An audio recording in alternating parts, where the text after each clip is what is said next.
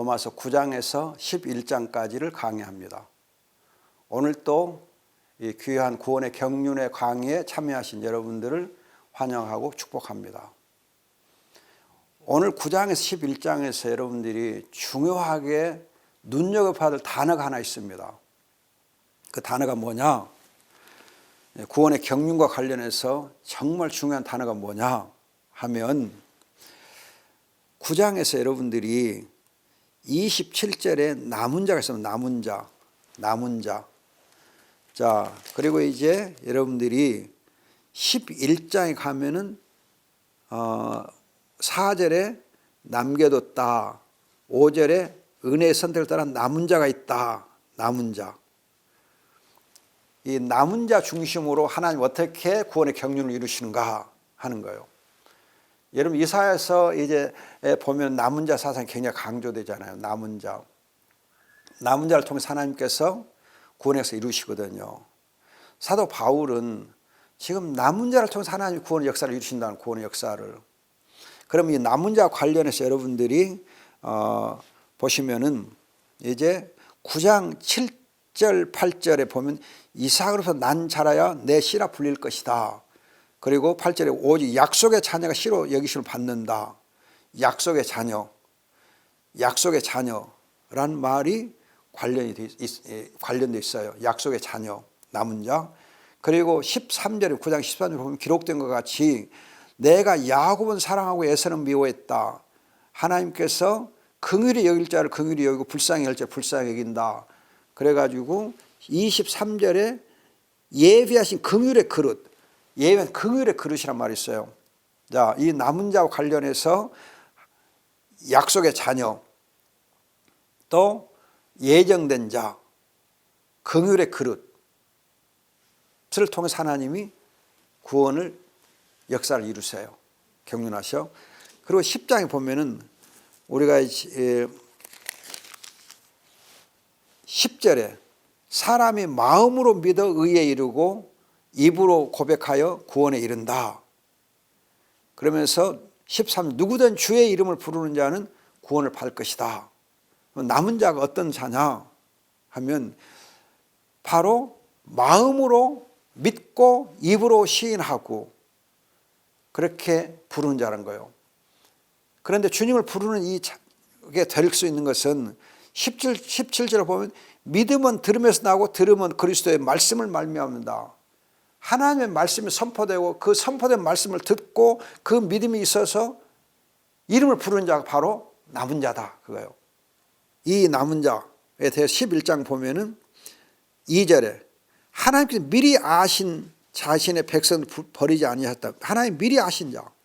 하나님 미리 아신 자들이 바로 하나님 은혜의 선택을 따라서 남은 자라는 거예요.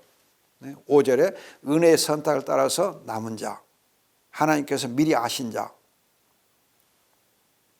그런데 이 남은 자가 어떤 사람들이냐. 그래서 11장 11절 이하에서 그 접붙임, 올리브나무 접붙임을 통하여서 유대인과 이방인이 함께 접붙여져 가지고 26절에 보면 온 이스라엘이 구원을 받을 것이다.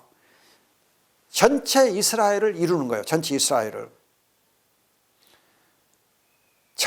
이루는데 여러분들이 29절 보면은 하나님의 은사와 부르심은 취소될 수 없다.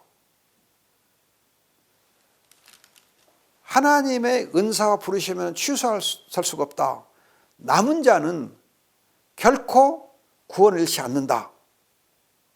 하나님께서는 이 남은 자를 위해서 올리브나무 접붙임이라고 하는 비유를 통해서 보는 대로 하나님이 남은 유대인 또 남은 이방인들 이 둘을 하나로 묶어서 십자가로 하나로 묶어서 한 몸 되게 해가지고 그 남은 자들이 주님의 이름을 부르면서 구원을 받게 한다. 이것이 사도 바울이 발견한 구원의 경륜이에요. 여러분들이 9장에서 11장까지 해서 하나님의 구원의 경륜, 뭐 전도를 어떻게 하고 뭐 그런 여러 가지 것이 있지만은 가장 핵심된 단어인 남은 자라는 단어를 붙잡고 9장 11장 읽으면은 다 통해. 금방 깨달아져요. 그러나 이 남은 자를 여러분들이 놓쳐버리면 하나님 구원의 경륜을 읽을 수가 없어. 그럼 하나님 남은 자를 세울 때 미리 아신 자라고 했죠. 미리 아신 자. 미리 아신 자. 또 야곱의 경우를 통해서 보면은 하나님이 예정한 자. 예정해서 부르시고 사랑한 자. 긍휼의 그릇으로 삼으신 자. 그 남은 자를 통해서 온 이스라엘을 이루시고 그래서 구원을 완성해 가는 거예요. 이게 하나님 구원의 경륜이요. 그러면 이 남은 자가 어떤 사람들인가? 남겨진 자들인데 어떤 사람들 남겨진 자들인가 하는 거예요. 자, 9장 여러분들 1절에서 5절을 보면은 사도 바울이 자기 마음이 굉장히 안타깝고 또 성령 안에서 내가 이걸 증언한다 그러면서 큰 근심이 있다. 그치지 않은 고통이 있다. 육체를 따라 된 내 동족을 위해서라면 나 자신이 저주를 받아 그리스도로 끊어진다 해도 좋다. 여기 보면 자기의 혈족들, 바울이 자기 혈족들 중에 남은 자를 생각하는 거예요. 가장 먼저 자기의 혈족들의 구원을 생각하는 거예요. 이방인들의 사도로 부르심을 받았지만은 먼저 내 혈족들에 대한 그런 마음의 고통, 근심, 내가 저주를 받을지라도 내가 그리스도 끊어진다 할지라도 내 혈족들의 구원에 정말 내가 마음을 쓴다 그러거든요. 그 중에 남은 자 있기를 바란다는 거죠. 자, 이것을 보면은요, 우리가 세계 선교에 관심을 갖고 민족 복음에 관심을 갖고 좋아요. 그런 엄청난 비전을 가져야 돼요. 그러나 그보다 먼저 중요한 것은 내 가정, 내 가족, 내 가문, 내 혈족에 대한 관심. 그 중에 하나님 택한 백성 있기를 위해서 기도하고 그걸 위해서 정말 마음을 쓰는 것이 우선인 걸 알 수 있어요.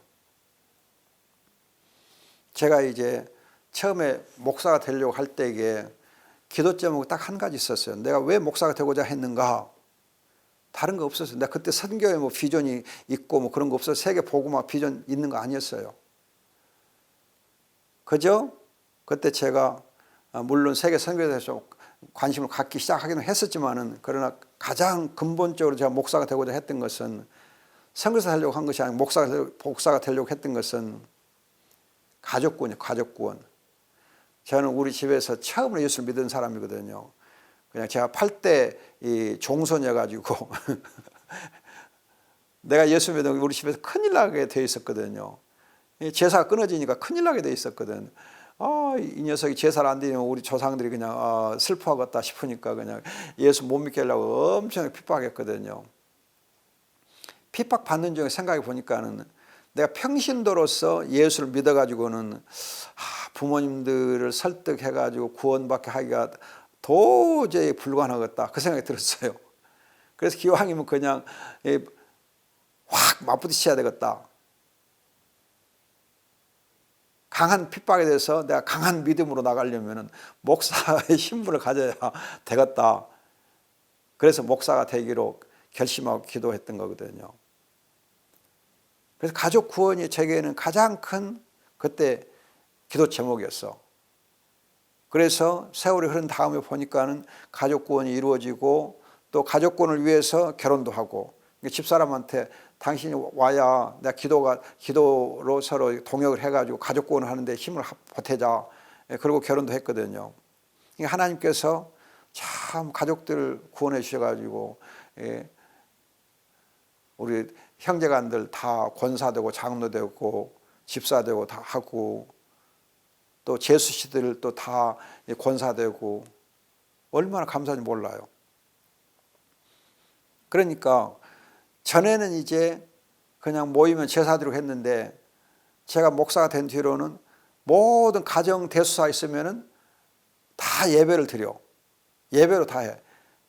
이제 가족 중에 아직 안 믿는 사람이 있어도 예배 드리는데 다 참석해. 당연히 예배 드리고 해. 뭐든지. 얼마나 감사한지 몰라요. 여러분, 사도 바울의 첫 번째 남은 자는 자기 혈족 중에서 있기를 바란 거예요.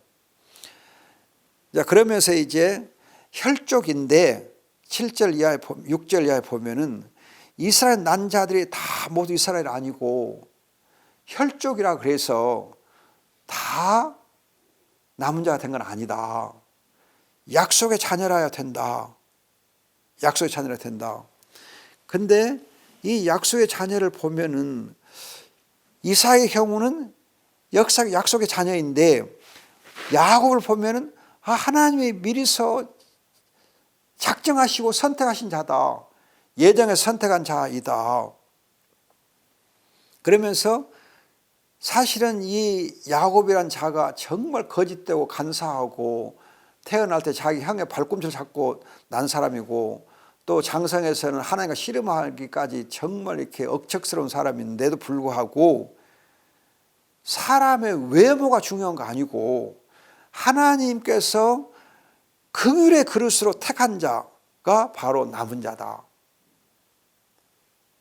혈족 중에 남은 자이길 바랬어요. 그러나 알고 보니까는 혈족보다는 이삭에 난 약속의 자녀, 야곱의 그런 거 보니까는 하나님의 긍휼의 그릇, 하나님이 작정하시고 택하신 긍휼의 그릇, 이걸 통해서 하나님이 하시구나. 다시 말하면 하나님께서 남은 자만 구원을 받게 하시는데 이 남은 자가 긍휼의 그릇인데 하나님의 선하신 기쁘신 뜻을 따라서 하나님의 어떤 절대적인 주권에 의해서 은혜의 주권에 의해서 구원이 이루어지구나. 그걸 사도 바울이 깨달은 것이 9장이에요. 남은 자와 하나님의 절대적 은혜의 주권, 은혜의 주권에 의한 남은 자, 약속의 자녀, 하나님 긍휼의 그릇으로 선택된 자, 그를 통해서 하나님께서 구원을 베푸신다 하는 거예요. 그러다 보니까 24절 보면은 유대인 중에서뿐 아니라 이방인 중에서도 부르셨다. 내 백성이 아닌 자 중에서 백성이 하나님 아들들이라 불릴 것이다.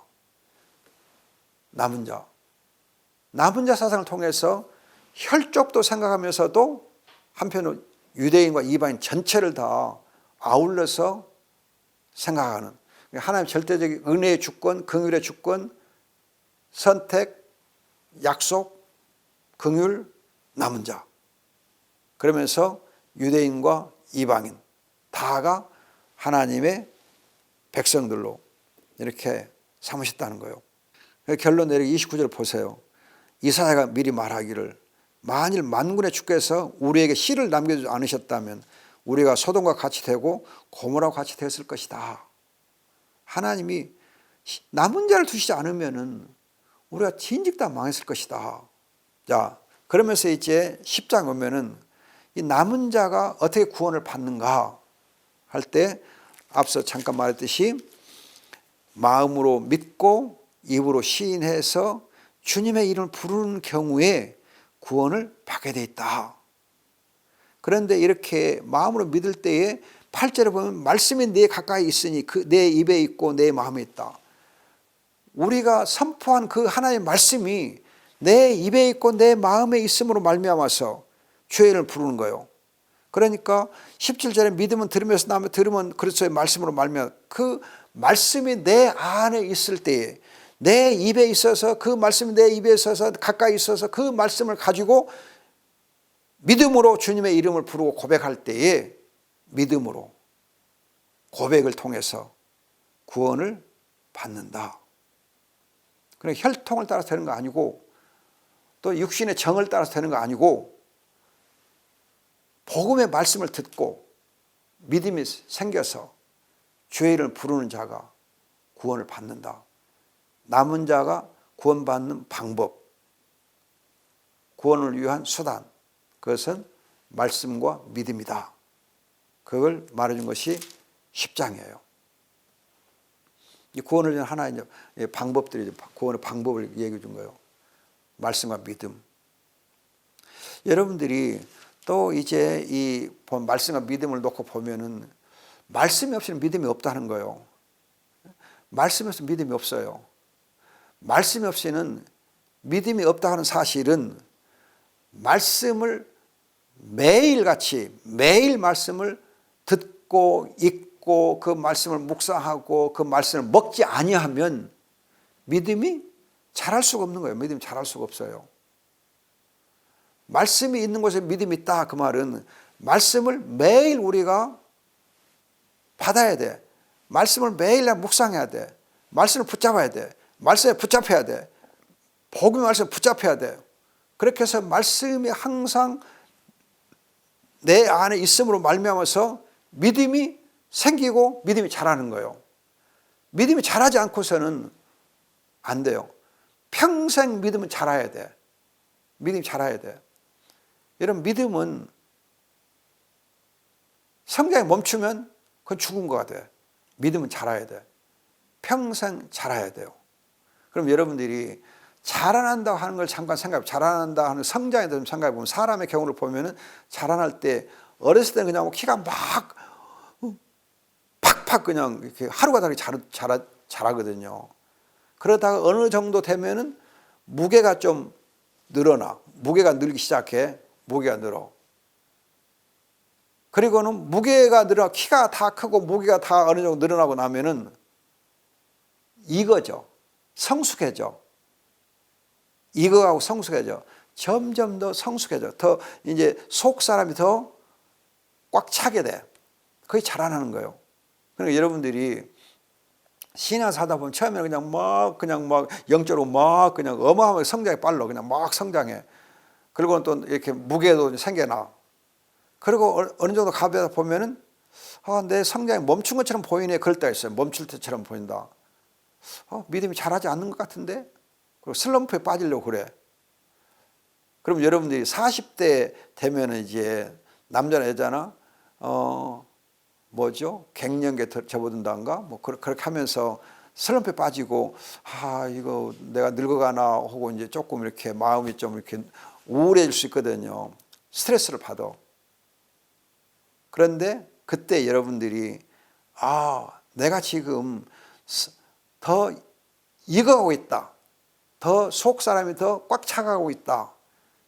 내가 어떻게 하면 좀 더 성숙해질 것인가? 신앙이 성숙해질 것인가? 그런데 성숙해지는다고 하는 것의 증거는 뭐냐면은 내가 할 일을 하나님이 내게 주신 일을 성실하게 충성스럽게 잘 감당함으로 해서 성숙해지는 거예요. 어렸을 때에는 성장은 하는데 일은 안 하잖아요. 또 청년기에 가면 일을 위한 준비를 하거든. 준비를 하지 일 자체를 차고 하지는 못해요. 그런데 성장이 멈춘 다음에 육체적인 성장이 멈춘 다음에는 나이가 먹으면은 그때는 일을 차고 하는 단계에 접어들어. 자기의 포지션이 정해져. 자기의 미션이 확실해져. 포지션과 미션을 따라서 충성스럽게 일을 하다 보면 내가 점점 더 성숙해지고 열매를 맺어가. 내 삶의 작품들을 만들어가. 그것이 바로 사실은 성장이요. 진짜 성장이요. 키와 몸무게는 자라는 것처럼 보이지 않는데 대신에 속 사람이 날로 더 성숙해져. 속 사람 날로 더 깊이가 있게 돼. 속 사람 날로 더 무게가 있게 돼.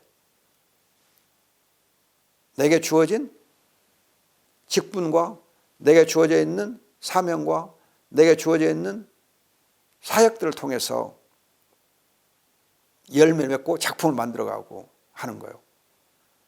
그러면 나중에 훨씬 더 하나님 아는 그 지식이 깊어져. 이것이 바로 우리가 생각할 수 있는 믿음의 성장이에요. 성장. 여러분들이 성장 단계에 대해서 잘 좀 이해를 해야 돼. 그래가지고 갱년기 접어들었다 해서 아이고 나 끝났다. 그게 아니고 갱년기에 접어들면 이제는 인생 작품을 남길 수 있는 그런 이제 단계에 접어들었다. 미션을 붙잡을 때가 됐다. 정말 내가 하나님을 위해서 해야 될 일이 이제 내게 주어져 있다. 미션과 태스크가 주어졌다. 이제는 그 일을 위해서 내게 있는 힘을 다해서 전심전력해야 한다. 그렇게 할 때 내가 진보가 또 이루어지는 거거든. 속사람이 진보하거든. 성장하거든. 이렇게 우리 믿음이 날로 커가면서 말씀과 믿음이 우리를 더 구원해 가는 거예요. 그래서 말씀 없이 믿음이 없어. 믿음은 또 말씀과 함께 성장해야 돼. 그 믿음과 말씀이 있는 남은 자를 통해서 하나님이 구원해서 이루시는 거예요. 그럼 남은 자는 뭘 해야 되냐? 난 남은 자를 구원받았다. 그걸로 끝나는 거 아니고 남은 자는 다른 남은 자를 발견하고 발굴하고 그 남은 자를 키워줘야 돼. 또 다른 남은 자를 발견해야 돼. 찾아내야 돼. 그리고 그 남은 자를 세워줘야 돼. 그건 바로 전도요. 전도에서 복음을 전해가지고 남은 자를 찾아내야 남은 자 역할을 되는 거예요. 자, 그래서 11장에 보면은 하나님이 미리 아신 자신의 백성을 버리지 않으셨다. 남은 자가 있다. 7천을 남겨놓았다. 엘리야 때 남겨놓았다. 그런 것처럼 은혜의 선택을 따른 남은 자가 있다. 그러니까 그 남은 자를 내가 발견해야 돼. 그 남은 자를 찾아야 돼. 그 남은 자를 찾아내서 그 남은 자를 세워줘야 돼. 그럴 때에 하나님의 구원의 경륜이 활발하게 이루어져 가는 거예요. 내가 하나님께 찾아진 바 되고 하나님 나를 아신 바 되었던 것으로 만족하면 안 돼. 우리는 복음을 또 전해야 돼. 말씀을 전해야 돼. 남은 자를 찾아내야 돼. 그런데 이제 이 사도 바울이 보면은 접붙임 받게 된 그런 이 접붙임의 비유를 통해서 구원이 이방인에 이르게 되고 그래서 하나님께서 풍성하게 이제 온 이스라엘을 구원하고자 하시는 건데 이 접붙임의 비유에 대해서 전에도 말씀드렸지만 이 올리브 나무의 접붙임은 우리가 아는 배나 사과나 복숭아나 포도의 접붙임과는 전혀 성격이 달라요. 거듭 말씀드리지만 배, 사과, 감, 복숭아 이런 것들은 돌, 배, 돌, 사과, 돌, 감, 나무에다가 좋은 종자의 배나 사과나 감, 복숭아, 가지를 접붙여. 그러면은 생명력이 강한 돌, 배, 돌, 감, 돌 이렇게 복숭아 나무가 영양분을 잘 공급해 주어서 참 배나 참 가지나 참 복숭아 가지가 잘 성장해서 좋은 열매를 맺게 하는 것은 배, 감, 복숭아 그런 나무들의 접붙임의 경우예요. 그러나 올리브 나무 경우는 정반대로 참 올리브 나무를 베어내고 거기에 돌 올리브 가지를 접을 붙여. 그러면은 이 돌 올리브 가지가 참 올리브로 바꿔지고 변화가 되고 새로워지고 좋은 종자가 되고 그리고서는 좋은 참 올리브 열매를 맺어. 그래서 참 올리브 나무도 자라서 열매를 맺고 접붙임을 받은 돌 올리브 가지도 자라서 열매를 맺고 그래서 둘이 다 같이 어떻게 되느냐? 좋은 열매를 맺는다는 거예요. 남은 자가 된다는 거예요. 근데 여기서 여러분들이 하나 더 주의할 것이 있는데 뭐냐면요. 올리브 나무를 잘라내면 줄기를 잘라내면 어떤 역사가 있느냐 하면 두 가지 역사가 있어요. 하나는 뿌리가 튼튼해져. 이 잘라내지 아니하면 뿌리가 좀 약해진대요. 그리고 가지로만 영양분이 가가지고. 근데 잘라내면 줄기로 가고자 했던 그 영양분이 뿌리에서 그대로 남아있기 때문에 뿌리가 훨씬 더 깊이 뿌리를 내려. 그래 견고해져. 그런 이제 효과가 하나 있고, 또 한편으로는 줄기를 잘라내고 돌 올리브 가지를 하나 조그마한 접을 붙여놓으면 줄기는 큰데 뿌리는 왕성한데 돌 올리브 줄기는 딱 하나, 조그만 거 하나지 않아. 그러니까 영양분이 그 하나로 넉넉하게 공급이 돼. 무슨 말 알겠죠? 그래서 그 접붙여지는 그 돌 올리브 가지가 왕성하게 자라. 그냥 영양분 충분히 공급받아갖고. 그러니까 뿌리는 튼튼해지고 접붙임 받은 가지는 또 왕성하게 자라. 그러면서 이제 이 잘라졌던 줄기에서 참 올리브 가지도 또 나올 수 있을 거 아니야. 나중에 나오거든. 그럼 그것들이 같이 자라면서 좋은 열매를 맺는다는 거예요. 그리고 온 이스라엘을 이루는 거예요. 이것이 하나님의 남은 자를 통한 구원의 경륜이요. 이걸 지금 접붙임의 비유를 통해서 말씀하거든요. 그래가지고 여러분들이 26절 보면은 온 이스라엘이 구원을 받을 것이다. 온 이스라엘 구원을 받을 것이다. 그러면서 하나님의 은사와 부르시면 취소될 수가 없다. 이렇게 구원의 경륜을 딱 깨닫고 나서 보니까는 와, 하나님의 지혜가 너무 대단한 거요. 감사한 거요. 그리고 모든 것이 하나님께로 말미암았다. 하나님 영광을 위한 것이다. 그래서 여러분들이 로마서 8장에서 보면 하나님의 사랑에서 끊을 수 없다 그러면서 하나님의 지혜와 하나님의 지식에 부요하며 하면서 찬양하는 거 있어요. 그리고 하나님 굉장히 이렇게 감사하고 찬양하는데 11장에 와서 보면은 이제 이 구원의 경륜을 보면서 모든 것이 하나님의 절대 주권에 의해서 되어지고 결국은 하나님께 영광되게 돼 있다. 그래서 영원토록 영광이 하나님에게 있을지어다 하고 끝을 맺는 걸 볼 수 있어요. 하나님의 지혜와 지식에 부요하며. 자, 우리가 이렇게 이제 이 로마서 9장에서 11장까지 이렇게 잘 보면은 구원의 경륜, 구원의 도리를 8장까지 설명했던 사도 바울이 9장에서 11장 하면서 구원의 경륜을 얘기하는데 거기에 보면 포인트가 어디에 있느냐. 남은 자한테 있고 남은 자한테 포인트를 두면서 선교, 전도와 선교에도 포인트를 두면서 하나님의 절대 주권에 의한 선교를 강조해요. 그럼 여러분들이 여기서 하나 또 정말 주의할 것이 있는데 뭐냐면은 절대 주권에 의해서 하나님이 작정되어서 남은 자를 남겨두시면 그로 말미암아서 구원이 이루어지게 돼 있다. 그렇게 볼 수 있잖아요. 그런데 그게 아니고 주의할 거가 절대 주권과 인간의 책임이 같이 가요. 무슨 말이냐면은 하나님이 예정하셨어요. 작정하시고 선택하셨어요. 절대 주권에 의해서. 그런데 우리는 전도를 해야 돼. 남은 자가 절대 주권에 의해서 하나님께서 남은 자를 미리 아시고 정해 놓으셨어. 그런데 우리는 하나님께서 남은 자를 두셨는데 남은 자를 찾아야 돼.